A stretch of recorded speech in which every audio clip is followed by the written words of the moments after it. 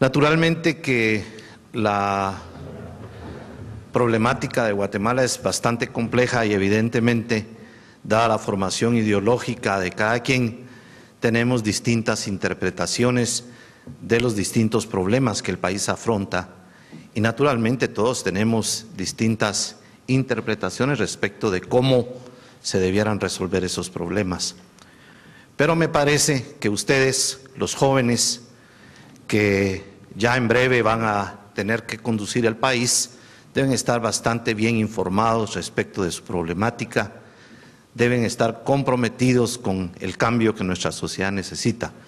Yo voy a tratar de tocar algunos temas fundamentales desde el punto de vista teórico, pero después vamos a utilizar algunos datos muy importantes de un estudio muy reciente respecto del gasto público, el gasto social y la calidad del gasto que se está realizando en nuestro país.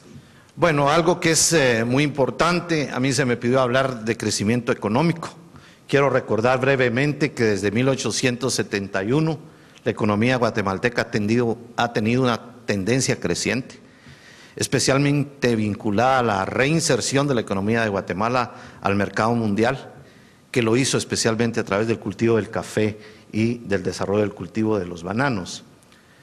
Creo que ahora ya no sobra duda que la Revolución de Octubre del 44-54 estableció en el país las bases de una economía capitalista que evidentemente con el tiempo se transformó en una economía dependiente y subdesarrollada, yo diría especialmente después del 54.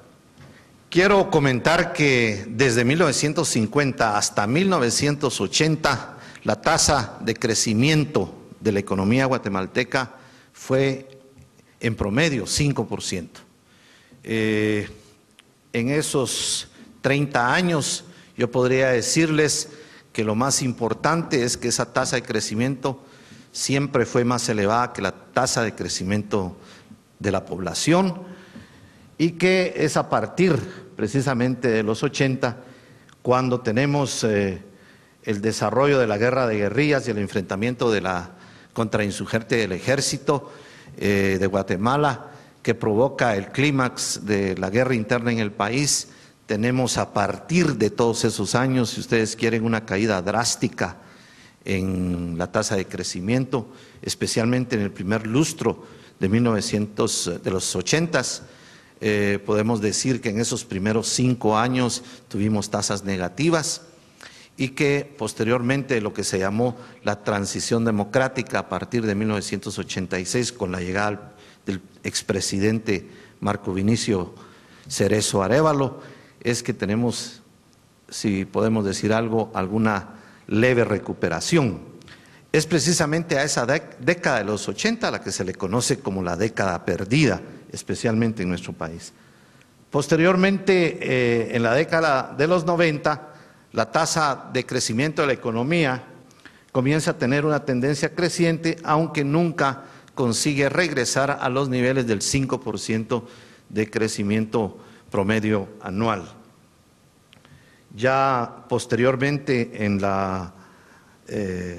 los años de la firma del proceso de paz, pero especialmente a partir de 1996, sin duda se inicia un proceso de crecimiento económico todavía insuficiente a una serie de demandas sociales acumuladas precisamente en los años de la guerra.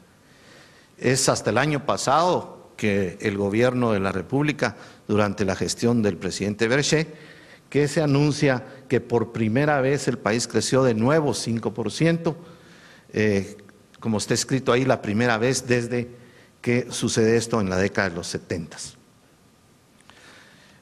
Yo diría que para abordar estas categorías es fundamental tener claro qué entendemos por crecimiento económico. Ustedes saben que básicamente los economistas medimos el crecimiento del Producto Interno Bruto por dos vías. Una se puede hacer a través de la sumatoria de los valores de la producción y la otra es la medida que se hace a través del valor agregado, es decir, a través del pago o remuneraciones de los factores de producción que coloquialmente sabemos son el trabajo, el capital, la tierra y la capacidad empresarial. De tal manera que cuando hablamos de crecimiento económico, de lo que estamos hablando es de la variación porcentual en términos de crecimiento o de crecimiento de esas dos formas de medir, una que refleja, si ustedes quieren, el valor de los precios totales de la economía multiplicado por el número de mercancías producidas en la misma o bien por el pago o remuneraciones que reciben los factores de capital. Ya el desarrollo económico, sabemos que no puede existir desarrollo económico sin que exista crecimiento económico en un país y que cuando hablamos de desarrollo económico especialmente estamos hablando de un proceso de filtraje de el proceso de crecimiento económico del valor agregado generado a través de las distintas clases sociales en un país.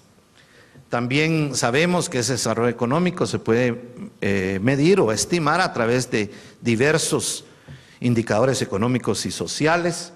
Uno de ellos, el más interesante quizás, es el grado de distribución del ingreso en un país.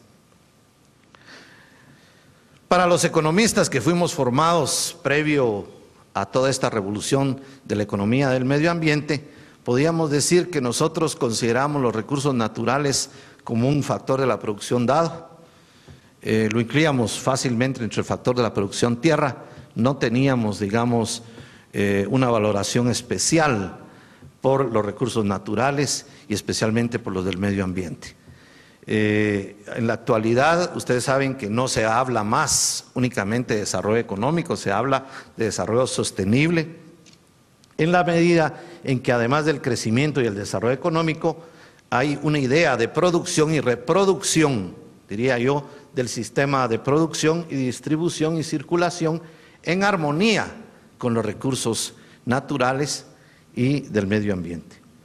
El otro tema que me parece muy interesante y que ha sido motivo de diversos debates y encuentros ideológicos, discusión de ideas y del pensamiento, nos lleva a que vamos a entender por algunas categorías que son fundamentales y el papel del Estado en la economía. Sabemos que existe una economía de mercado en donde los individuos y las empresas privadas toman las principales decisiones más importantes acerca de la producción y el consumo. Existe naturalmente un sistema de precios, de mercados, de pérdidas y ganancias, de incentivos y recompensas. Es precisamente este sistema quien establece o determina la resolución del problema económico de qué, cómo y para quién producir. Esta economía es conocida como una economía del laissez-faire, precisamente en alusión a la idea de Adam Smith, el padre de la economía, respecto de la mano invisible, ¿verdad? En el mercado. Acuérdense que este es el viejo precepto liberal del laissez-faire, laissez-passer, que le monde va de lui-même, ¿verdad? Dejad hacer, dejad pasar, que el mundo marcha por sí solo, ¿verdad? Que es, si ustedes quieren, la máxima del funcionamiento del mercado desde el punto de vista de la mano invisible. Sin embargo, sabemos que este tipo de economía bastante bien fundamentada desde el punto de vista teórico no existe en realidad en ningún país del mundo. En la historia de los países del mundo también ha sido solamente Inglaterra quien tuvo una economía que se aproximaba bastante en el siglo XIX a los preceptos liberales. No obstante, también tenemos otro tipo de economía, la centralizada. El mejor ejemplo fue la economía de la Unión Soviética, en donde en esa economía el Estado toma las decisiones importantes sobre la producción y la distribución. El Estado es el propietario de la mayoría de los medios de producción, dirige la mayoría de empresas en las diversas industrias, es el patrón de todos los trabajadores y les dirige para que se desempeñen en sus labores. En la producción, el Estado establece cómo la sociedad debe dividirse en la producción de bienes y de servicios. Sin embargo, sabemos, como decía, de la economía soviética del siglo XX, que diría es un buen ejemplo de lo que era una economía centralizada. Hoy día en el mundo pues no tenemos, yo diría, esos dos extremos previamente enunciados. Existe sí una economía mixta en donde coexiste, diría yo, la economía de mercado y el Estado, y este último desempeña un papel importante en la supervisión de su funcionamiento, aprueba las leyes que regulan la vida económica, produce servicios educativos, de salud y de seguridad social, además de los policíacos y de seguridad, y controla la contaminación, entre otros, o por lo menos pretende controlar la contaminación, entre otros. La mayoría de sociedades en el mundo actual tiene economías de carácter mixto. Vamos a ver en el caso de Guatemala qué es lo que rápidamente les puedo decir. Creo que lo más importante es la caracterización de nuestra sociedad como una sociedad generadora de una élite muy rica, un sector de ingresos medianos pequeña y reducida, y una mayoría de pobres y de emigrantes. Van a ver ustedes en los datos que les traigo esta mañana cómo la sociedad guatemalteca, que no era una sociedad que generara gran cantidad de guatemaltecos que tuviesen por vocación salir del país, es ahora una realidad. Cómo eso es un problema y también ha sido un alivio para la economía. Vamos a ver algunos problemas específicos respecto, ya pensando en el gasto público, el tema y problema que tenemos de desnutrición en el país, el tema de la educación y la salud pública. Los retos, creo que tenemos un Estado débil financieramente, un Estado con capacidad de ejecución reducida y que concentra el gasto público en el área metropolitana de la ciudad de Guatemala. Según yo, el Estado para atender los retos necesita, entre otras cosas, más recursos. Es necesario aumentar la recaudación por medio de una reforma tributaria. Hay que mejorar la calidad del gasto público y especialmente en el gasto social si queremos una sociedad con menos desigualdades. Mejorar ostensiblemente la fiscalización del gasto público me parece una prioridad, especialmente por lo que recién acabamos de ver. El gobierno de Berché, todos saben, fue muy crítico con el gobierno anterior de Alfonso Portillo, especialmente por la gestión del FRG, ¿verdad? Yo estuve en esa comisión, más o menos 4.000 millones de quetzales fue la deuda que el gobierno del FRG le dejó al gobierno de Berché. Pero ahora el gobierno de Berché, por donde vamos, va igual, por los datos que ha presentado la prensa. Solamente con el aeropuerto y carreteras y demás, ya van 2.200 millones de quetzales y las deudas de arrastre se calculan en otros 2.000 millones, así que estaríamos casi empatados con las deudas heredadas de un gobierno a otro. Y el último tema que me parece absolutamente crucial es transformar, y pensé bien esa palabra, transformar el sistema de justicia para que los funcionarios públicos que incurran en ilícitos sean en realidad procesados conforme a las leyes del país y no que predomine la impunidad que todos sabemos ha estado sucediendo en nuestro país. Pasamos entonces ahora a los datos. Este es un trabajo de Llamada y Castro del año pasado que fue preparado para el grupo promotor del diálogo fiscal. Hay unos datos muy interesantes. Vamos rápidamente, Nelson. Esa es la situación del país en términos de pobreza. La tasa de pobreza crítica es del 51.1 en el 2000, del 51 para el 2006 y la meta que se tiene es que lleguemos por lo menos al 43.4 en el 2015. Eso quiere decir que la mitad de la población de Guatemala vive en condiciones de pobreza. Ya con una tasa de pobreza extrema, ustedes tienen ahí los datos, un coeficiente de Gini que mira la concentración del ingreso bastante alto, del 47.6, se pretende que baje a 40.6. Tienen ustedes ahí otros datos que creo son importantes. Esta presentación naturalmente va a quedar con los organizadores así que me imagino que por email ellos se los pueden hacer llegar. Ese cuadro es impactante, ¿verdad? Vean ustedes que en el año 1993, y yo diría antes de 1980, el país realmente no tenía un problema importante de migración de guatemaltecos al exterior. Solamente en esta gráfica vean ustedes lo que nosotros recibíamos por exportaciones, es decir, venta de bienes y servicios al exterior de nuestra producción. En 1993 apenas recibíamos 205 millones de dólares de remesas. Pero vean ustedes qué ha pasado entre 1993 y 2006. Fíjense que ya prácticamente nuestras exportaciones son iguales que las remesas de los guatemaltecos familiares envían hacia sus familias aquí en el país.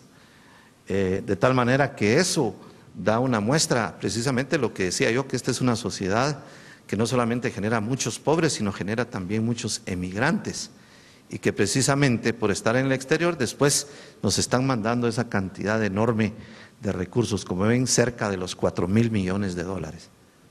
El otro gran tema, es decir, pongámoslo de otra manera, ¿cómo quieren ustedes que un país como este compita en la globalización capitalista de nuestros días? Solo vean los indicadores de educación. Y si ustedes ven esos indicadores de población, me imagino que ustedes están mucho más comprometidos precisamente con el futuro de Guatemala. Vean solamente cómo son ustedes de privilegiados, precisamente porque la mayoría de estudiantes que el país tiene, vean ustedes por los rangos de edad, son poquísimos en realidad los que están en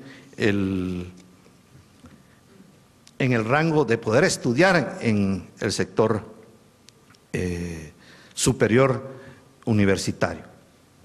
Ese gráfico es importantísimo en términos de educación, ¿verdad? Esa es la situación en educación como estamos. En términos de salud, pues esos son los indicadores que el país tiene con una proyección para el futuro. Y si nosotros comparamos Guatemala en términos de gasto social con el resto de países, van a ver que para variar estamos entre los últimos. Ya aparece la selección de fútbol, que solamente superamos al Ecuador en este gráfico, ¿verdad? Naturalmente, si nos comparamos con Europa, con las otras regiones más ricas del mundo, pues estamos todavía peor aún. Pero bueno, creo que a nivel latinoamericano sí es importante ver esa gráfica, lo que invierte el país en educación, en salud y en asistencia social. No quiero aburrirlos con datos, pero esa es la situación del país. Yo diría que de esta presentación el tema de la desnutrición es gravísimo, ¿verdad? Prácticamente el 50% de nuestros niños están desnutridos.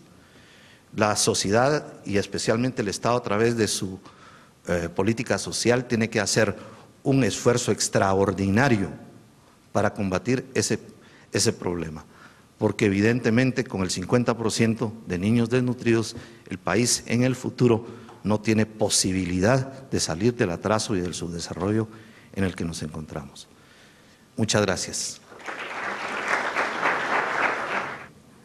Sí, muy buenos días. Agradezco a la Universidad Francisco Marroquín y al CADEP en concreto por esta invitación. Es un gusto y un honor compartir este podio con el arquitecto Gunter Meléndez y con el doctor Velázquez, personas a quienes admiro tremendamente por su capacidad y por su nivel intelectual. Yo voy a intervenir, pues, naturalmente desde la disciplina en la que estoy incursionándome, que es la filosofía, y dentro de eso de la teoría de las organizaciones. Es parte de la ética del discurso decir el punto de vista y el paradigma desde el cual participa uno, ¿verdad? Pues ese es uno. Y dentro del aspecto filosófico, pues podría decir que tengo una predilección o tendencia a una filosofía realista, por oposición a una filosofía idealista o cualquiera de esas otras diferencias. Bien, como el tema es el crecimiento económico vía gasto público, pues hay una pregunta teórica que está de trasfondo, que es el papel del Estado. Yéndonos a la raíz, pues hay que preguntarse si el Estado es necesario. Como les digo, tengo esa deformación profesional de preguntarme las cosas desde raíz. Voy a tomar postura, el Estado sí es necesario. Lo que pasa es que hay que distinguir entre lo necesario y lo contingente. Una cosa es si el Estado como poder político es necesario y otra cosa es si determinada forma de Estado es necesaria o no. Eso ya es una distinción. Entonces, el Estado es necesario porque es la forma de poder político y el poder es necesario para la convivencia humana. Dicho coloquialmente, lo platicábamos ayer con un amigo, podría decirse de la siguiente manera: incluso, me decía un amigo, incluso los circos necesitan un director. Eso revela coloquialmente la necesidad del poder. El poder es, pues eso, podríamos decir que es connatural al ser humano. Y desde ese punto de vista yo quisiera acudir a uno de los tantos teóricos que ha abordado el tema, que es el romanista Álvaro Dors. Pues Álvaro Dors lo definía de esta manera: la disposición personal de los medios para organizar efectivamente la convivencia, estrictamente poder político, ¿verdad? No, ya no el poder en general, sino concretamente el poder político organizado, la disposición personal de los medios para organizar efectivamente la sociedad. Es decir, tiene un fin específico, un fin claro, que es lograr esa convivencia dentro de lo que es posible y viable para la naturaleza humana. Es decir, regresando a una visión aristotélica, pues es regresar al punto de el logro de una felicidad para los seres humanos, y esa felicidad es actuar conforme a su naturaleza, una naturaleza racional. Por lo tanto, para que esa naturaleza racional pueda darse, condición de posibilidad es que haya un poder que coordine la convivencia entre los seres humanos. De lo contrario, caeríamos en cualquier cosa como, yo qué sé, como barbarie, como imposición del más fuerte, cualquier cosa. Pero si seguimos en la pregunta de cuál es el papel de ese poder que llamamos Estado, es necesario incorporar el principio de subsidiariedad. Ese principio podría definirse así: reducir la acción del Estado a lo que la sociedad civil no puede realizar por sí misma de modo temporal en la mayoría de los casos. Por lo tanto, como digo, estoy tomando postura en contra de un Estado omnipresente, en contra de un Estado enorme, que como ya decía el doctor Velázquez, pues ha habido algunas experiencias históricas de eso y seguramente ya no las hay más.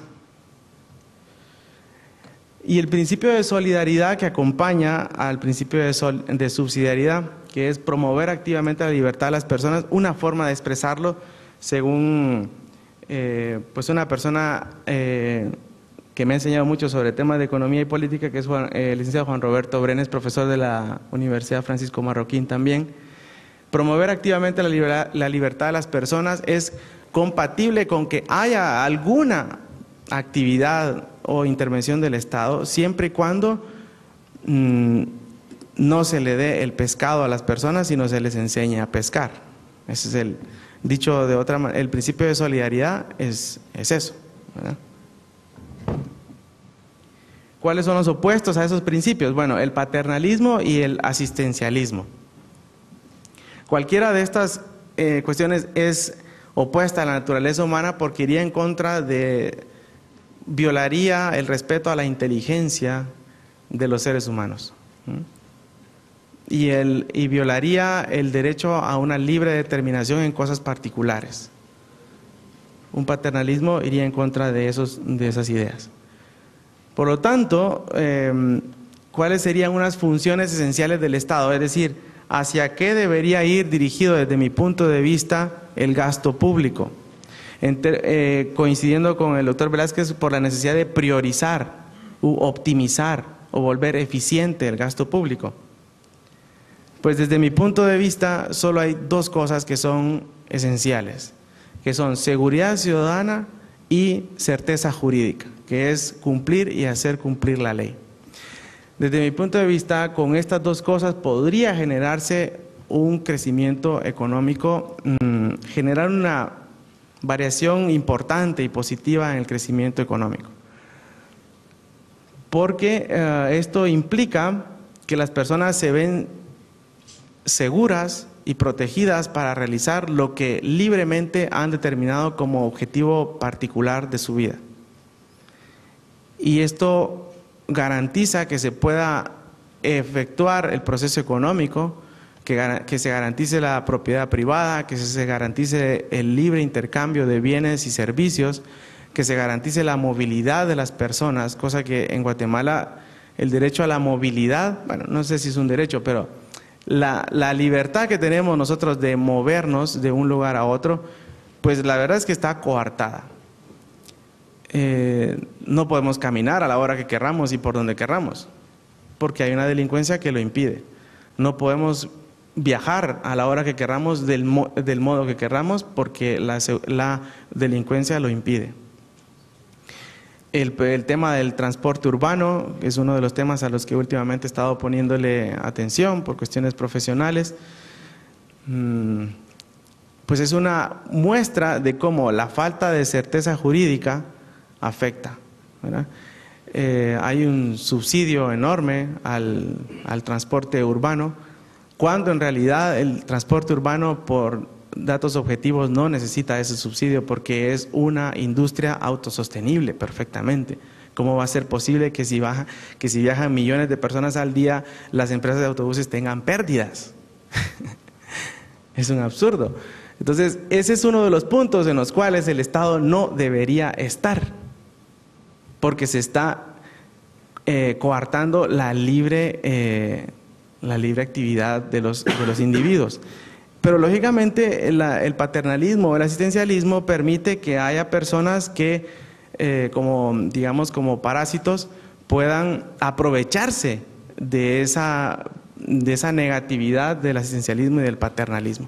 Como no se vive el principio de subsidiariedad, sino que el Estado está presente donde no debería estar, y como no se vive el principio de solidaridad, entonces hemos caído en lo que hemos caído en algunos sectores. Naturalmente, que si el poder es necesario, el poder Estado es necesario, debe tener algunas funciones. Yo, como decía, pensaría que se reduce a estas dos.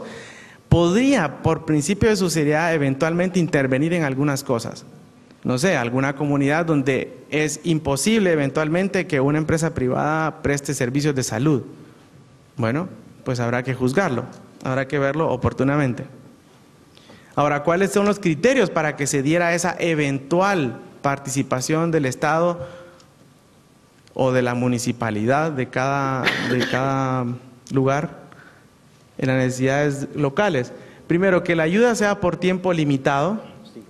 Segundo, que los miembros de la comunidad participen en la ejecución y en la supervisión del gasto público, y que se busque efectivamente el aprendizaje de los miembros de la comunidad. Construir algo sin que los miembros de la comunidad intervengan no solo es una ofensa a la inteligencia de esa comunidad, sino que se vuelve ineficiente porque los miembros de la comunidad no se ven involucrados en ese proyecto de desarrollo, ¿verdad?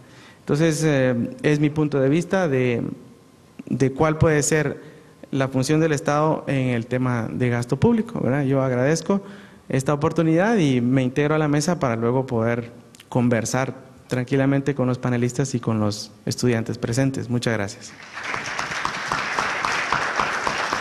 Es un gusto estar con ustedes. Soy Gunter Meléndez y ahí está mi correo para lo que tengan que discutir después de esto, porque hablar en 18 minutos de crecimiento económico vía gasto público, debo advertir, es imposible. Tendríamos que pasarnos una buena cantidad de años simplemente discutiendo lo que ha pasado a lo largo de la historia para entender lo que es esto. Tengo la ventaja de ser el tercero, entonces algunas cosas ya han sido adelantadas y yo puedo obviarlas, pero creer que el Estado puede a través del gasto público desarrollar nuestra vida económica personal es más o menos parecido a que cada uno de ustedes, en la edad que cada uno tiene, la mayoría jóvenes, quiera vivir bajo la tutela de sus papás el resto de su vida y que ellos tomen las decisiones por ustedes.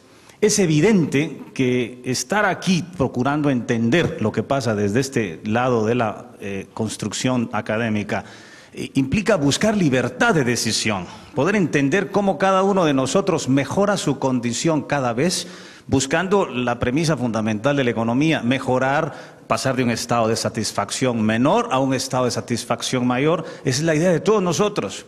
Y eso no se puede hacer bajo la tutela permanente de alguien que no sabe en absoluto qué es lo que queremos, porque los fines son absolutamente individuales para cada uno de nosotros, y que solo tendría que dedicarse a hacer aquellas cosas que nos permitan a cada uno, en lo individual, superarnos en libertad.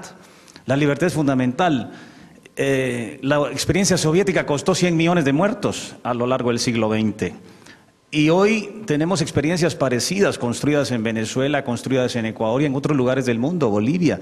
Y efectivamente es una tendencia, como quien dijo el doctor Velázquez, la idea de las economías mixtas, pero son el resultado de haber intervenido un mercado que previamente había crecido.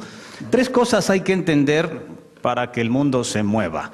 Uno, nos movemos en condiciones de escasez. No hay posibilidad alguna de que haya abundancia plena para cada uno de los seres humanos del planeta. Segundo, tomamos decisiones en condiciones de incertidumbre y además el conocimiento está disperso. La idea de un crecimiento económico vía el gasto público implica también la idea de que algún burócrata en algún lugar, algún escritorio particular, sabe lo que le conviene a cada uno de los ciudadanos del mundo. Entonces, más conviene entender el problema económico. En condiciones de escasez, cada uno de ustedes está llamado a tomar decisiones para optimizar los resultados. Y no hay forma alguna de que alguien pueda corregir las distorsiones que cada uno de nosotros se ponga a sí mismo. Lo que tenemos que buscar es medios para lograr nuestros fines. Cada uno estudia lo que estudia basado en una habilidad previa o en una ventaja que supone que tiene para estudiar lo que esté estudiando. Y cada uno de ustedes quiere desarrollar su ejercicio profesional a partir de que alguien pague la cuenta de sus servicios profesionales. Si alguien en el mercado encuentra una señal de que lo que está haciendo no sirve, tendrá que cambiar de actividad para hacer otra cosa. En ese sentido, todos los días tomamos decisiones que son la esencia de la economía. Tenemos que limitarnos todo el tiempo, quisiéramos tener más cosas. Pero el principio de la selección está basado en el hecho de que cada uno, como no puede tenerlo todo, no podemos estar aquí y en otro lugar a la vez, excepto que tuviéramos algún apoyo virtual para compartir otra experiencia en otro lado del mundo, tenemos que limitar nuestra renta, limitar nuestro sueño, limitar la estructura de decisiones. Pero eso implica pagar un costo. Cada vez que decidimos una acción particular, y estoy hablando estrictamente desde el punto de vista económico, desperdiciamos o dejamos de percibir una utilidad que corresponde a la utilidad de la opción que desechamos. Estar aquí implica un costo de oportunidad para cada uno de nosotros. Dejamos de hacer otras cosas. Esa utilidad que dejamos de obtener es un costo. El problema es que cuando se nos imponen acciones desde el lado del Estado, el costo de oportunidad aumenta. Un agricultor que no puede sembrar lo que quiere porque se le impone una particular condición de lo que puede producir, invariablemente deja de cooperar porque no puede usufructuar el resultado de su esfuerzo. Y cada vez que un ser humano se le limita la posibilidad de usar aquello que gana, y eso es lo que el gasto público hace, y voy a explicarlo en un ratito cómo lo estoy expresando, al final de cuentas deja de cooperar en libertad y se limita a sí mismo. Queremos lograr el beneficio de nuestro esfuerzo, queremos usarlo, queremos disfrutarlo. Y ese es el principio de la libertad. Y eso es lo que podemos entender en un panel universitario que tenemos que visualizar desde el punto de vista académico y con alto rigor intelectual, no desde el punto de vista ideológico. Lo que hacemos todos los días, economizar, no es más que una posibilidad, una elección continua entre diversas posibilidades. La acción de economizar se entiende como teoría de alternativas. Un país que tiene más riqueza, y tanto riqueza como pobreza en ese sentido son términos relativos, un país con más riqueza lo único que nos puede definir es que tiene más opciones para escoger.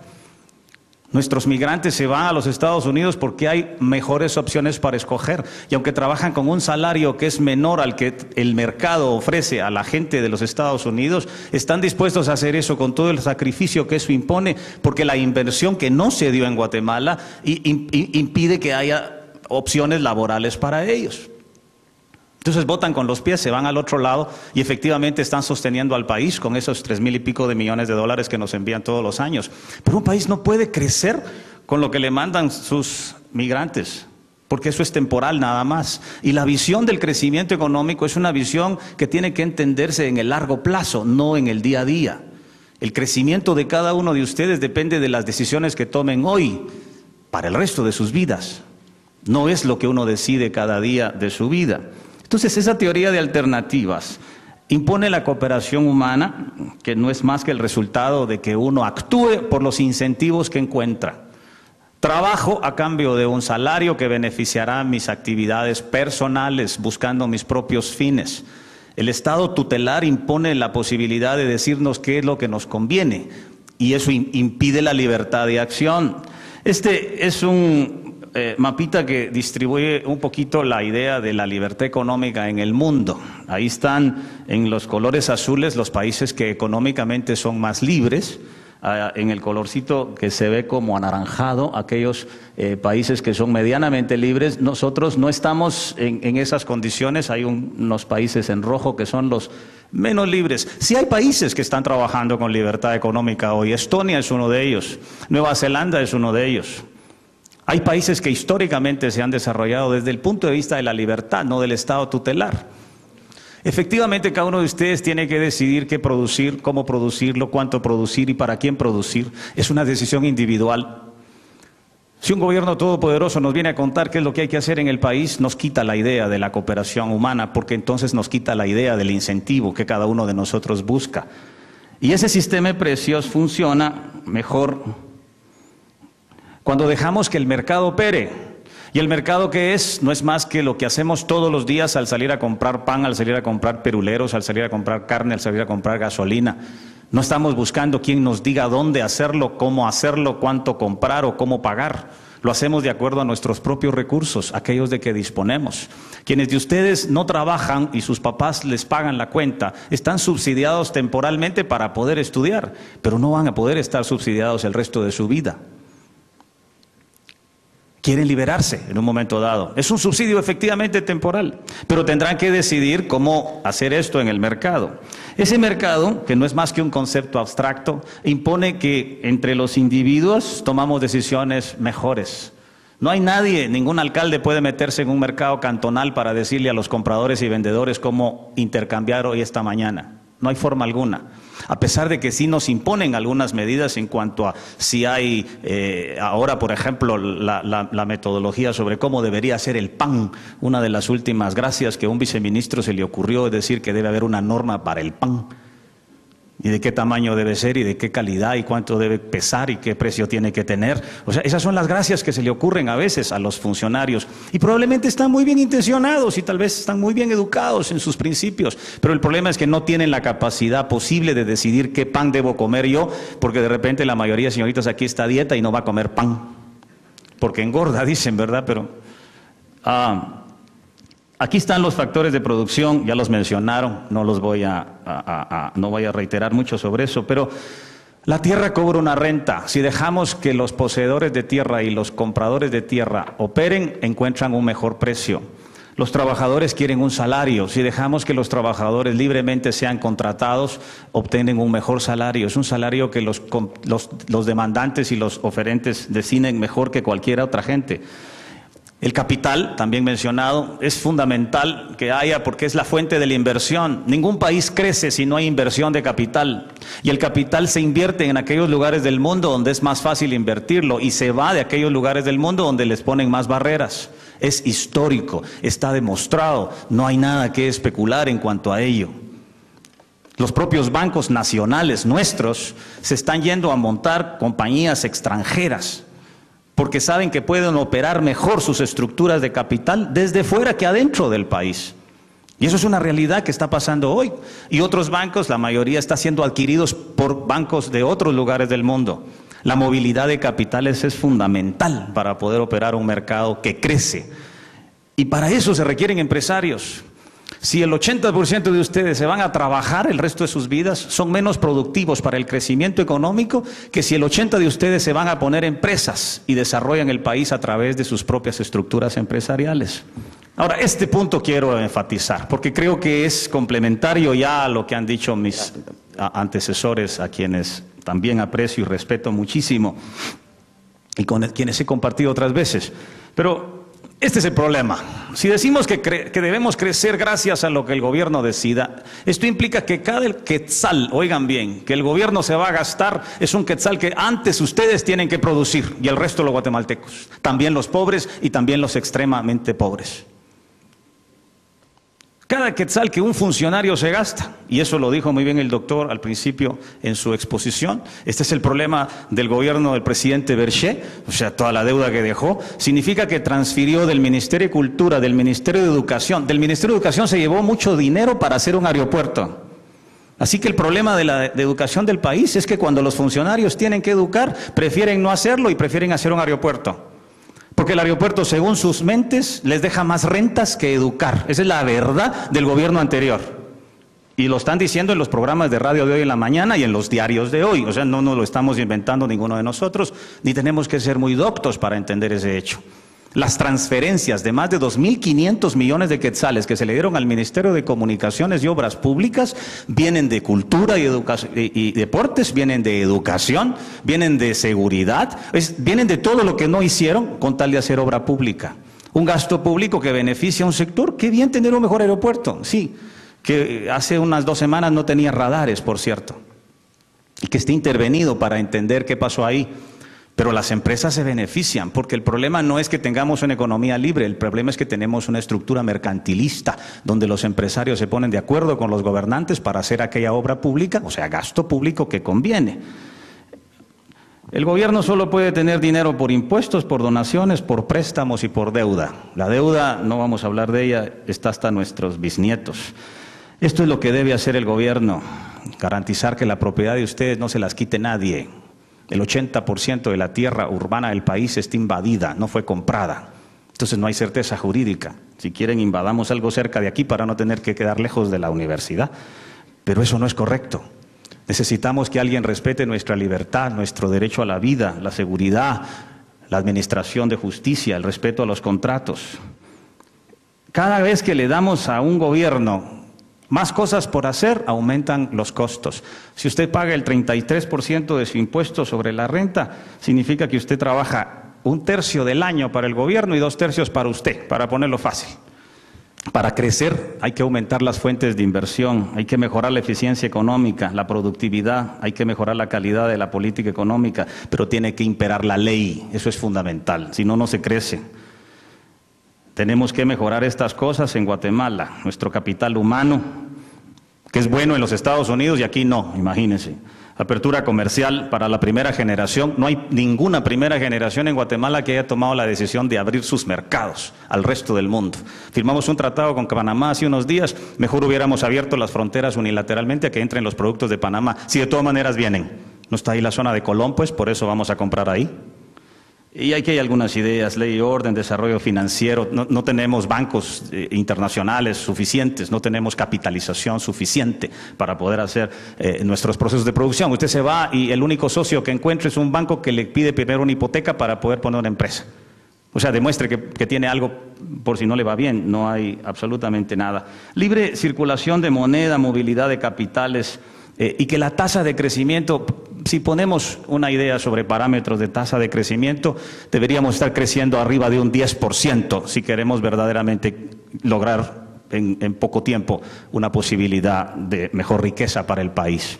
Y termino con esto, para que vean y puedan entender cuándo un mercado es libre y cuándo no lo es. En un mercado libre se produce, en un mercado intervenido hay precios tope, nos regulan los precios, nos impiden la posibilidad de hacer cálculo económico. En un mercado libre los salarios se pagan por productividad, por lo que usted hizo, no por lo que dice que hizo. No hay un señor Joviel Acevedo, por ejemplo, que tiene que despedirle un tribunal y que al final no lo van a despedir. Se ha pasado educando la vida, cobrando un salario, pero no ha educado a nadie. Y está bien, pues él puede hacer lo que quiera, solo que por productividad, que se lo pague otro, no nosotros, porque eso lo pagamos nosotros. En un mercado intervenido los salarios son mínimos, alguien intenta manejarlos. En un mercado libre los precios son reales y usted puede tomar decisiones y se arriesga, y si le va bien gana y si le va mal pierde, pero pierde usted, no el resto de la humanidad.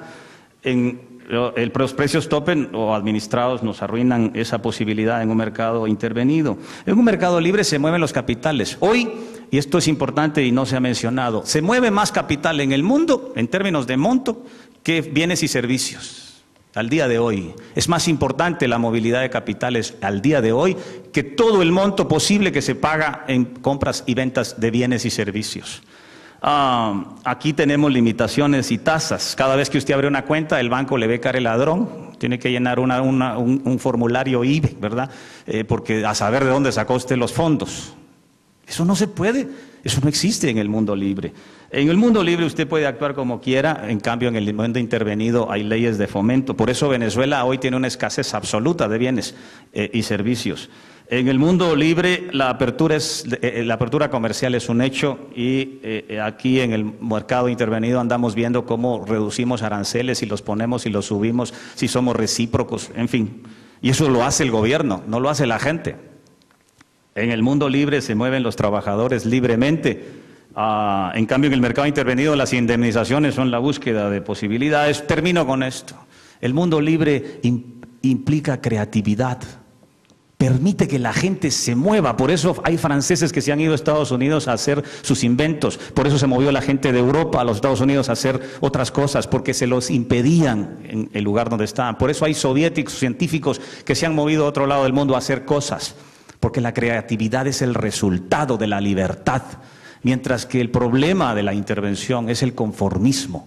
Sociedades conformistas que no se mueven, que no se desplazan, que al final de cuentas se autoimponen la mediocridad y las ideas de la pobreza como condiciones lógicas de su vida. Los fines de cada uno de ustedes son distintos, son individuales, deben respetarse. Y eso, si aquí en este país no se respetan, ustedes que si efectivamente son la élite del país, 1.5% de los guatemaltecos llega a la universidad, tomarán su maleta y se van a ir. Y probablemente muchos de ustedes ya tomaron la decisión de irse. ¿Por qué? Porque quieren ir a un mundo de libertad, a un mundo donde puedan crecer por su cuenta, no donde alguien les intente imponer las ideas que tal vez, repito, sean sanas y sean buenas, pero no nos sirven para nada. Se crece nada más en la medida que el esfuerzo individual de cada quien le permite gozar de aquello que pudo producir. La riqueza de un país es la sumatoria de las riquezas individuales, no al revés, porque los países no compran ni venden, compran y venden las personas. Y me he limitado estrictamente a un análisis económico, que es lo que se nos ha pedido en esta oportunidad. Lamento no tener más tiempo, un gusto estar con ustedes.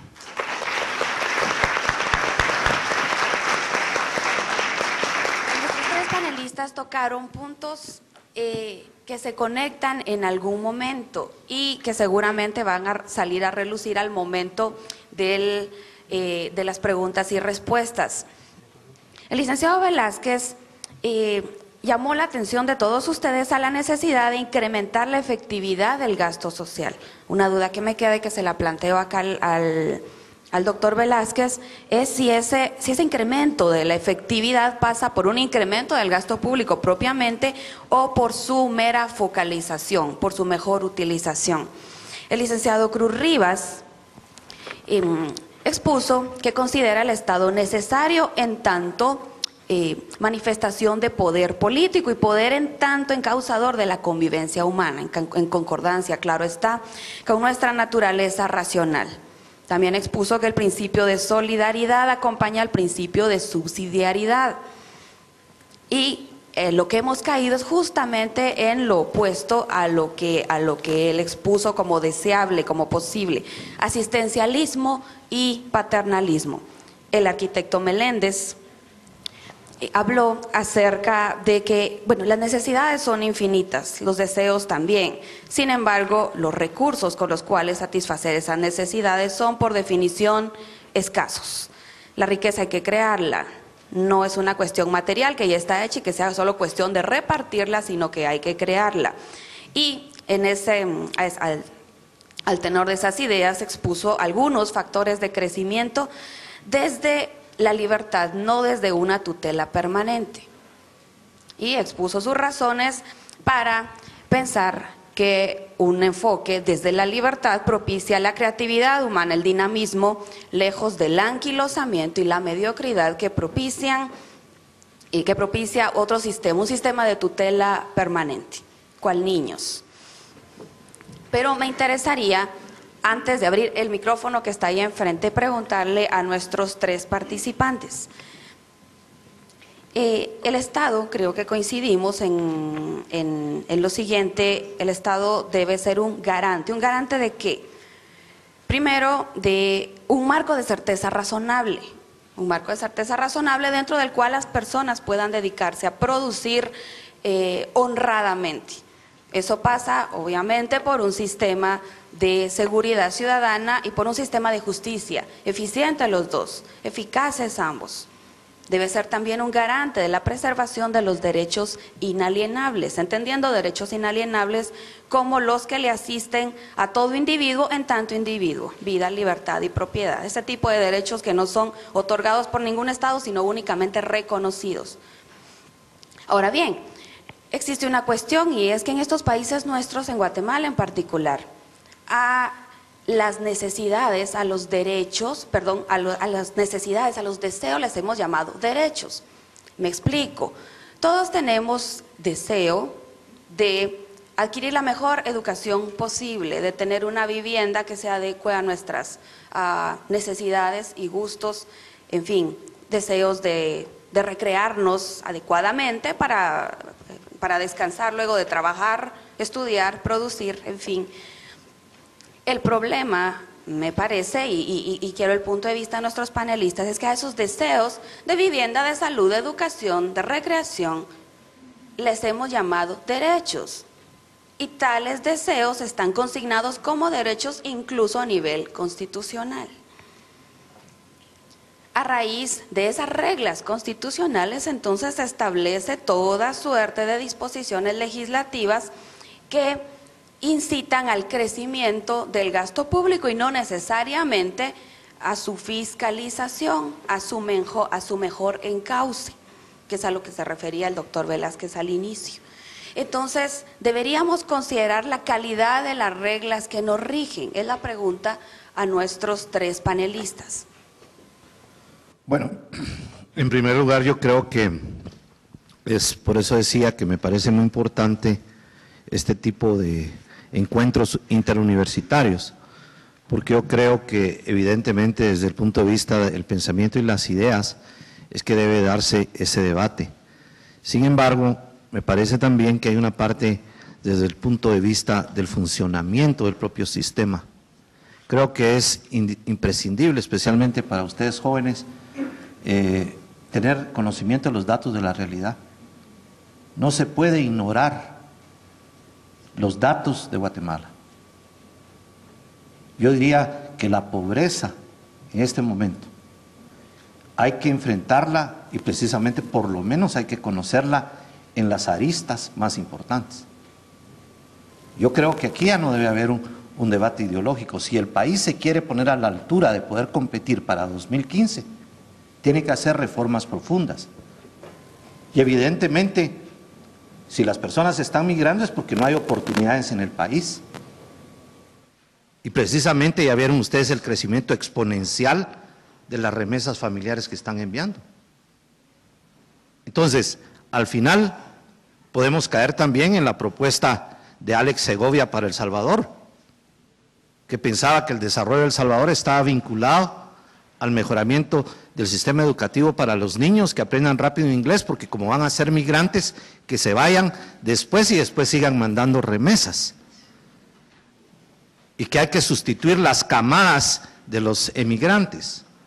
Pues cualquier cosa uno puede sugerir. pero me parece que si uno desconsidera los datos de la realidad, ¿verdad? Yo cuando hablo del Estado no estoy hablando del Estado ni la forma específica en los cuales los últimos gobiernos han empleado los recursos del país.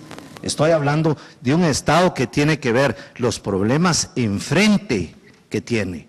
Y el primero, señores, es de nutrición.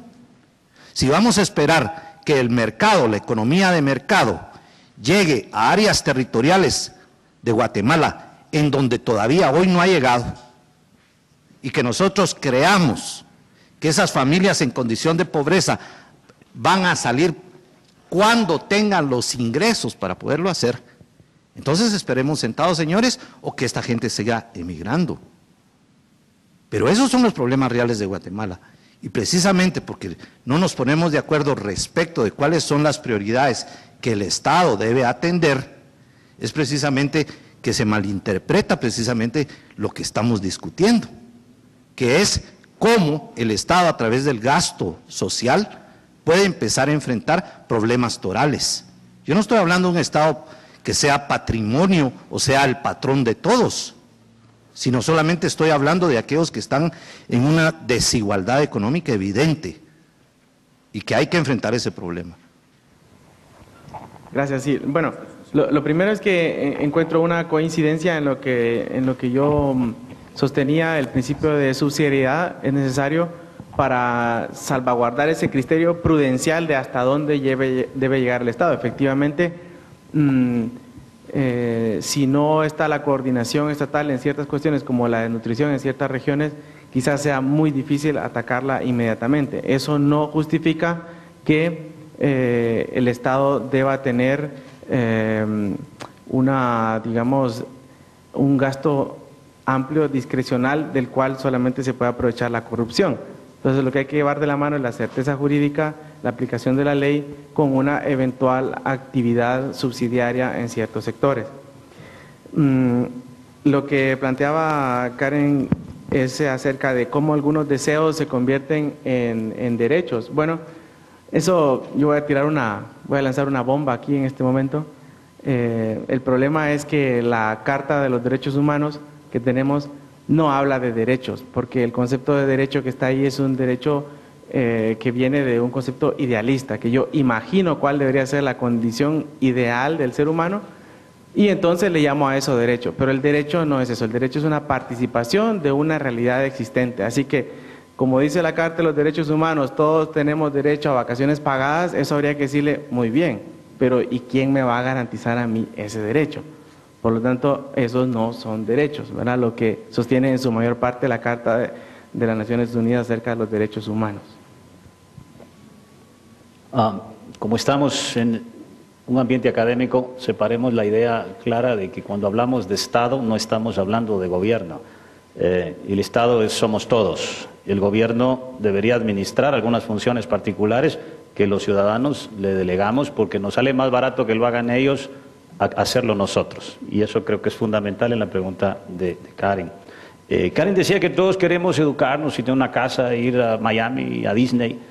Karen no tiene la menor idea si eso es cierto. Algunos probablemente no quieran educarse, algunos de los compañeros de ustedes saliendo del colegio no quieren ir a la universidad, y algunos prefieren no comprar casa, querrán hacer otras cosas.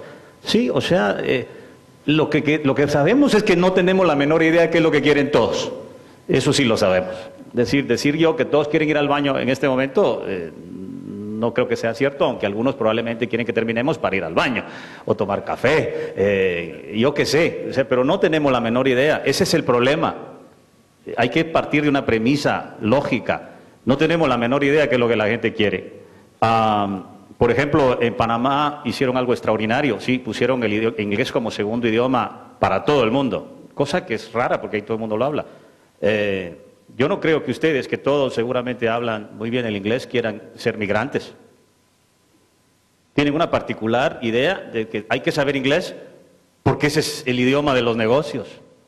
Algunos tal vez mucho mejor, con una mejor decisión particular, ya saben mandarín o cantonés, porque ya se dieron cuenta que eso es importante.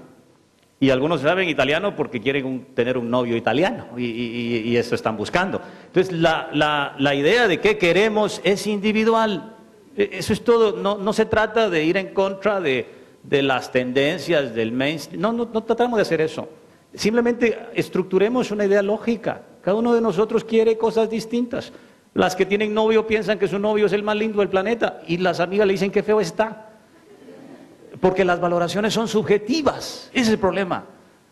Tomamos decisiones de acuerdo a nuestra escala de valores y preferencia temporal y eso cambia. Entonces de repente tal vez ya queremos casa, pero antes queremos viajar y quisiéramos que los recursos sean para viajar. La casa nos hace estorbo porque es uno de los bienes más caros que uno puede comprar a lo largo de su vida. Entonces, los derechos son que se respete mi propiedad. En Guatemala no se respeta. Por eso andamos cuidándonos todos. No se respeta nada, ni un celular, ni computadora, ni el carro, ni la casa, ni nada, ni un terreno, ni las fincas. No se respeta. Y quien debería estar velando porque ese derecho se respetara, se está dedicando a hacer otras cosas. Ese es el problema. Número uno, la libertad no la tenemos. Y eso ha sido desafortunadamente una idea que se ha ido coartando a lo largo de la historia en nuestros países. No nos movemos libremente. Y el derecho a la vida, pues ni lo hablemos, ¿verdad? O sea, eso ya casi nos volvimos como que ¿qué nos importa? Se mueren todos los días un montón de gentes y no nos preocupa, porque quien debería estar cumpliendo esa función de seguridad no lo está haciendo. Este gobierno, hablemos de este pues porque ya hablamos de los anteriores, se jacta el día de ayer de que ya contrataron 800 partidarios de la UNE para puestos de gobierno. Y la noticia de hoy, que ya habrán visto todos, porque son gente educada que tempranito ve todo lo que está pasando en el planeta y después vienen aquí, se jactan de que la reunión del presidente con los diputados, que están partidos, ¿verdad?, dos semibancadas de la UNE, la exigencia es que le está dando cargos a gente que no es de la UNE. Entonces, ese es el absurdo del gasto público, que le sirve a la gente solamente para sus propias rentas. Miren, compite la gente, no los países. No son ustedes, todos los guatemaltecos, los que van a ir a competir. Uno por uno van a ir a competir. El último gobierno que nos dejó un presupuesto superavitario fue el gobierno de Ubico. Después todos nos dejaron deudas, todos sin excepción. Y termino diciendo, el trabajo solo puede existir en la medida que alguien lo demanda. Si no hay quien los contrate, es imposible que ustedes obtengan trabajo. Y para que alguien busque contratarlos, primero tuvo que invertir. Y lo que nos debería preocupar es cuánto invertimos en términos de costo por trabajador. Cuanto más se invierte, ese costo por trabajador permite un mejor salario. Y el gobierno, que debería estar atendiendo a la seguridad, solo nos puso ahora en el puesto 110 de 130 con respecto a la seguridad mundial. Esa es nuestra condición publicada en el resto del planeta hoy, por lo cual hoy hay un Travel Advisory prácticamente de la ONU para todos los ciudadanos del mundo que quieran venir aquí. Eso es por lo que hay que velar. Buenos días, yo tengo un par de comentarios. El primero era con Hugo Cruz y usted hablaba de que el poder era un mecanismo, digamos, para la convivencia humana. Entonces yo lo que me planteaba era, digamos, lo bueno o lo correcto de eso, más allá de los orígenes que haya podido tener, el poder como tal y cómo se ha llegado al poder. Yo recuerdo mucho la teoría del poder de Mancur Olson, donde él mencionaba que el poder de Mancur Olson, no sé si lo ha escuchado, entonces donde él decía que en las sociedades donde se estaba produciendo llegaban bandidos, y hubieron bandidos que llegaron y se dieron cuenta que si cuidaban a la gente, digamos, si se mantenían ahí, tenían a la gente produciendo, para ellos iba a ser más beneficioso que solo llegar y robar. Entonces, él decía que la teoría, el poder venía de esa línea. No sé su comentario al respecto. Y lo otro es, por ejemplo, el licenciado Velázquez, ¿verdad? Usted mencionaba que lo que el gobierno debería hacer, independientemente de quién está quién está de turno. Yo creo que precisamente en eso consiste el propósito de este seminario, lo de la opción pública, en saber precisamente lo importante es que, dado que quienes están ahí, no puede decirse qué es lo que el gobierno debe hacer. Sabemos que son personas que son falibles y tienen también intereses personales como nosotros. Entonces, por más que nosotros hagamos un plan espléndido donde le digamos, es que usted tiene que cuidarse de la educación, tiene que cuidar de la nutrición, que también no estoy precisamente de acuerdo con ello, o sea, no se va a hacer en la realidad, no va a llegar a completarse. Y quería que reflexionaran sobre una frase que yo escuché y donde decía que los derechos individuales deben privar ante los intereses personales e intereses colectivos. Bueno, no, lo que pasa con el poder es que yo, digamos, me fui a un nivel de abstracción mayor porque quería argumentar de por qué sí tiene que haber Estado. Es decir, lo que estoy argumentando es en contra del anarquismo, por ejemplo. anarquía, ¿verdad? Que la anarquía es como el relativismo, ¿verdad? Es una contradicción en sí mismo. Porque entonces tiene que haber alguien que organice a los anarquistas, ¿verdad? O que les ponga unas reglas de qué es ser anarquista y qué no. Entonces, por lo tanto, es una contradicción en sí misma. Entonces, por eso fue que mencioné lo del poder. Lo del poder es consustancial a la convivencia humana, hace falta una mínima coordinación, ¿verdad? Y esa coordinación, pues, a la hora de hablar de un grupo grande de personas que habitan un territorio, pues, le hemos llamado Estado, pudimos haber escogido cualquier otra palabra como gobierno general o gobierno amplio, cualquier otra palabra, ¿verdad? La palabra Estado en sí misma es aleatoria, ¿verdad? Entonces, a eso me refería, a que existe la necesidad de un mínimo de coordinación.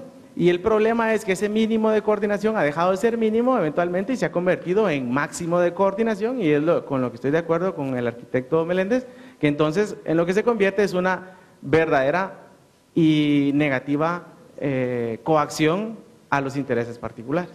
Bueno, eso era. Espero haberle aclarado un poco su sed. Muchas gracias por la pregunta. Sí, yo creo que en efecto, y principalmente desde el punto de vista de formación que uno tenga, va a definir el Estado de una manera y el gobierno de otra. Naturalmente que hay una diferencia entre el Estado y el gobierno. Desde el punto de vista del papel que juega el Estado en una sociedad democrática dentro del sistema económico capitalista, entendemos que más allá de las necesidades individuales que todos evidentemente tenemos, vemos que hay necesidades que son básicas. Por ejemplo, alimentación. Y la falta de alimentación es lo que nos da el principal problema que Guatemala enfrenta hoy, que es desnutrición. El 51% de los niños guatemaltecos están desnutridos. Y ustedes saben que eso, en la edad, precisamente el crecimiento, es absolutamente determinante del futuro y de su propio destino. De tal manera que aquí, más allá de la discusión que tengamos ideológica sobre eso, es un problema que debe atender el Estado, ya sea a través del gobierno dentro de la democracia, que por lo menos a partir de 1986 el país está tejiendo. Indistintamente que a mí me parezca el gobierno de Berché, de Arzú o de Colón, lo que sí debemos hacer respetuosos, por lo menos, es que fueron electos democráticamente. De tal manera que a mí me parece que esas necesidades básicas deben ser atendidas inmediatamente, y por eso hacía énfasis respecto del conocimiento que ustedes deben tener de los datos de la realidad de Guatemala. El otro tema que usted mencionaba es el de los derechos individuales. En un Estado de Derecho, en donde el sistema capitalista impera, evidentemente deben ser respetados los derechos individuales, pero precisamente porque la sociedad tiene características específicas. En el caso nuestro, hay derechos colectivos que no han sido atendidos. Y es precisamente deber del Estado, entonces, de acuerdo a nuestra Constitución y a nuestro Estado de Derecho. Porque he escuchado aquí que hay personas que se han manifestado en esta mesa estar en desacuerdo con lo que establece la Constitución Política de la República, lo cual es perfectamente un derecho. Pero evidentemente, si es una ley del país, debe ser cumplida, más allá de lo que nos guste o no nos guste. De tal manera que, como le digo, me parece que esa dicotomía del respeto de ambos derechos debe ser impulsada precisamente desde el propio Estado. Por ello, creo que lo que es importante, además de la discusión ideológica, la formación diversa y distinta, y en muchos casos opuesta de la que nosotros tenemos, lo interesante es conocer la sociedad en la cual ustedes en el futuro, ya sean empresarios, sean funcionarios de Estado, alcaldes, etcétera, van a tener que ejercer una función pública de todas maneras. Y lo otro que me parece muy importante en nuestra sociedad desde el punto de vista de la democratización es que frecuentemente todos los casos de impunidad que ocurren es precisamente porque nosotros como ciudadanos permitimos eso, ¿verdad? ¿Qué auditoría social existe en el país? Ninguna. Entonces también nosotros somos culpables del estado de cosas en el país. Y eso precisamente por no tener una actitud reivindicativa frente a nuestros derechos como sociedad. Si en efecto los encuadrados en la Carta de Derechos Humanos no son derechos, a su criterio el Estado, ¿qué es lo que debe garantizar?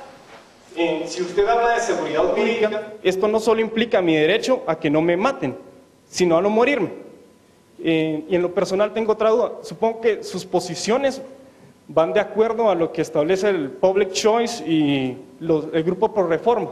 Y si fuese así, me gustaría saber por qué, la razón de eso. Gracias. Yo soy poco conocedor de Public Choice, conozco solamente algunos principios de esta importante tendencia, así que no he pretendido ponerme como representante de la teoría porque todavía tendría que conocerla y estudiarla más. No, la verdad es que hay unos derechos elementales que son el derecho a la vida, a la propiedad privada, que esos definitivamente son inalienables. No, me estaba refiriendo concretamente, y te aclaro, a esos derechos que llaman de tercera generación, llaman algunos, ¿verdad? Esos son los derechos derivados, digamos, y que solo son propios de una visión paternalista, ¿verdad? A esos son los que yo me refería. Y la crítica que hago a la teoría de los derechos humanos contenida en la Carta de Naciones Unidas es una teoría desde el punto de vista realista, ¿verdad? Porque sus orígenes son kantianos. Ahí hay detrás de eso una teoría kantiana del conocimiento, así que tendríamos que entrar muy a fondo para poder entender esto, pero para no escandalizar a nadie, yo no estoy en contra del derecho a la vida, al contrario, ¿verdad? Y para no escandalizar a nadie, yo no estoy en contra del derecho a la propiedad, al contrario, es una cosa indispensable y lo he dicho, certeza jurídica, ¿de qué? De la propiedad y de la vida, que es lo que no se garantiza en Guatemala por estar perdiendo el tiempo en subsidios innecesarios y en un gobierno demasiado grande que es pura burocracia, ¿verdad? A eso es a lo que me refería, pero no, tranquilo, no me opongo al derecho a la vida. Muy buenos días, yo tengo dos preguntas. La primera sería para el licenciado Velázquez, y usted al mencionar las funciones esenciales del Estado, estaban la seguridad ciudadana y la certeza jurídica. Entonces me puse a pensar si el tema de salud y educación, en su opinión, deben privatizarse o quedar como tercero y cuarto plano. Y la segunda pregunta sería para el doctor o licenciado Meléndez. Sí, a su criterio, ¿cuál sería la medida? Yo creo que usted nos logró ampliar la visión de lo que está sucediendo en Guatemala con respecto a la economía. ¿Y cuál sería a su criterio la medida inmediata a tomar, ya sea del Estado o del propio ciudadano individual, para poder lograr esta apertura al mercado libre? Muy interesante su pregunta, muchas gracias. Yo quisiera recordar que lo que yo he dicho es que existen distintos grados de intervención del Estado en la economía mixta.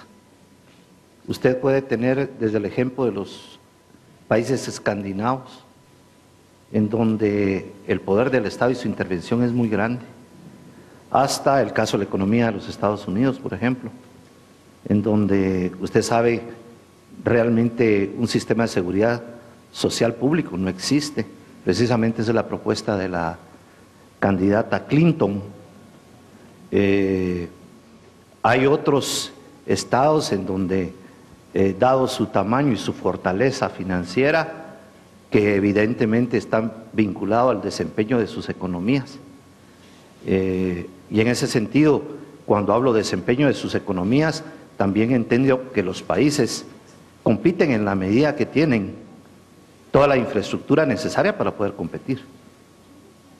Si no, no tuviéramos el lloriqueo de los sectores empresariales de Guatemala diciendo que las condiciones de los aeropuertos, puertos, etcétera, infraestructura vial del país son precarias frente a otros. Entonces, es una verdad de perogrullo de que competimos individualmente, pero también desde el punto de vista económico se compite como países, tomando en consideración esa estructura que estamos hablando.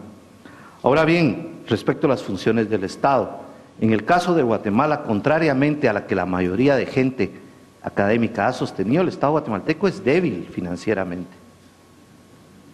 En los últimos tiempos fue desmontado a través de un proceso de privatización, más o menos a partir de 1980.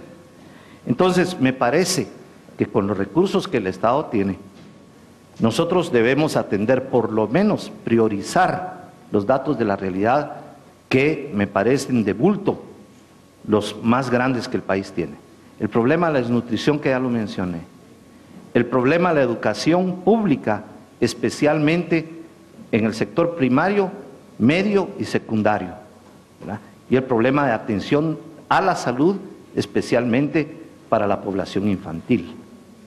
Naturalmente, usted mencionó el otro gran tema, que es el de la seguridad ciudadana. Usted vio que fue uno de los temas fundamentales que se discutieron precisamente ahora con la recién finalizada campaña política, precisamente porque ese Estado de Derecho en el país no existe. De tal manera que me parece que en el caso de Guatemala esas funciones que el Estado debe tener son básicamente para atender esos sectores que hemos estado mencionando. Ahora bien, que el país a través de las demandas sociales tenga mucho más necesidades, pues yo creo que eso resulta evidente y me parece que las que mencioné son las prioritarias. Lamento contarle que este país no va a abrirse económicamente en el corto plazo. ¿Qué tendría que pasar? Primero, hay que cambiar la estructura de legislación proteccionista que se ha estado haciendo a lo largo de las últimas décadas. Claro que los empresarios lloran y cada vez que lloran les dan lo que quieren y comparten un poco. Ese es el problema. Entonces se les ha concedido privilegios históricamente que impiden que podamos competir libremente.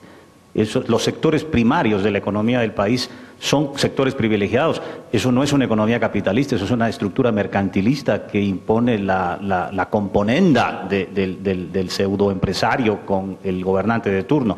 Y como las estructuras de decisión en la democracia guatemalteca dependen de los patrocinios que se le dan a los políticos, entonces, al final de cuentas, los políticos responden a los intereses de aquellos que los han patrocinado. Y eso, repito, estamos en un foro académico, donde tenemos que estructurar las cosas no por ideología ni por opinión personal, sino porque es una realidad histórica que cada uno de nosotros conoce. El gobierno debería dedicarse a sus funciones principales, que hoy por hoy en Guatemala, repito, 110 de 130 en el análisis de seguridad, todos tenemos que tener condominios cerrados, ribbon, balcones, seguridad personal, el que puede pagar, alarmas en los autos, seguros de cada cosa que nos roben, hasta en el celular, chucho en el último punto y 3 mejor que 1. ¿Por qué? Porque aquel que debería estar velando para que esas cosas no se den, no lo está haciendo bien. Y sin embargo se quiere dedicar a cualquier otra cantidad de cosas. Entonces no alcanza para todo. O sea, qué lindo que fuera así. Los países nórdicos efectivamente tienen una enorme incorporación del Estado en la economía. Se están consumiendo la riqueza que hicieron por 200 años. Eso es lo que están haciendo. Y evidentemente es caro tener hijos. Es decir, las familias ya no tienen, las parejas no tienen hijos. O sea, es tan caro vivir ahí porque, repito, cada porción que el gobierno gasta viene de un dinero que primero hubo que producir privadamente. Entonces, esos ciudadanos que están pagando 60, 70% de sus ingresos al gobierno, ya solo están trabajando 1/3 del año para ellos y el resto para el gobierno. Y el gran conflicto es que sus reservas matemáticas en cuanto a sus procesos de fondos de retiro ya no van a alcanzar en el largo plazo. Están trayendo inmigrantes y están trayendo de otro lado del mundo gente para que pueda cotizar a esos fondos de seguro de retiro para lograr competir. Entonces, insisto, y yo, por favor, el doctor Velázquez es persona de todo mi aprecio, yo no intento competir con lo que él plantea. Claro que es importante atender el tema de la desnutrición y de la salud y de la educación y de cada cosa y del transporte, dijo Hugo. Por supuesto que sí, pero no nos alcanza. Tendríamos primero que atender aquellas cosas prioritarias que nos permitan a las personas competir libremente y lograr usufructuar, repito, aquello que podamos obtener. Y equivocarnos también. Cada uno de ustedes tiene que hacer eso. Y esos empresarios del mundo que compiten libremente son los que nos dan bienes y servicios.